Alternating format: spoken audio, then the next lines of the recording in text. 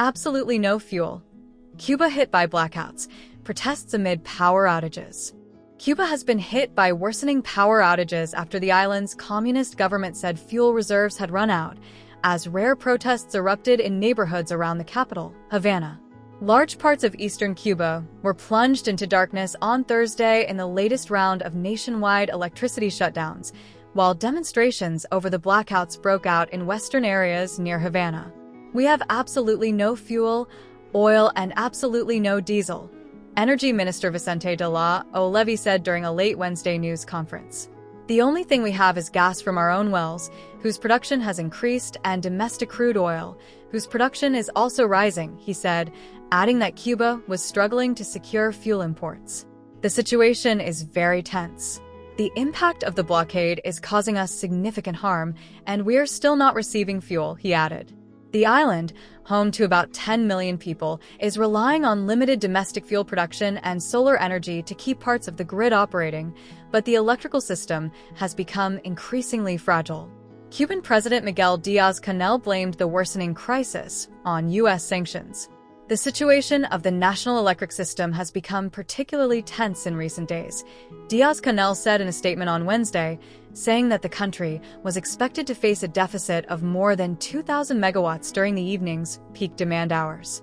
Díaz-Canel also said about 1,100 megawatts of power generation had already been lost on Wednesday due to fuel shortages, which he described as the result of a genocidal energy blockade imposed by the U.S. and threats of tariffs against countries supplying fuel to Cuba.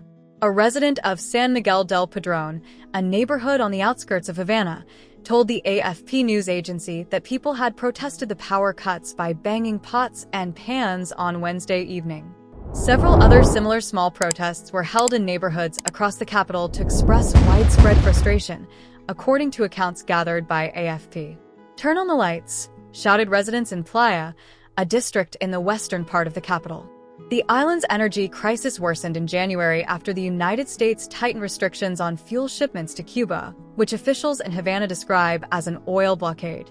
Since then, only one Russian tanker has reportedly reached the island, which has already been struggling with economic stagnation and chronic shortages of food, medicine, and basic goods. In some parts of Havana, residents have endured outages lasting more than 19 hours a day, while blackouts in several provinces have stretched through entire days. Cuba's electricity system depends on 8 aging thermoelectric plants, some operating for more than 40 years, that frequently break down or must be taken offline for maintenance. Cubans have endured repeated nationwide blackouts since 2024, while fuel prices have soared amid the deepening crisis.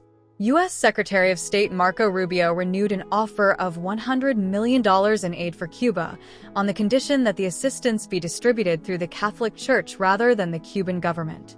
"We are ready to hear the details of the proposal and how it would be implemented," Cuba's Foreign Minister Bruno Rodriguez said on social media, signaling cautious openness to discussions despite escalating tensions between Havana and Washington.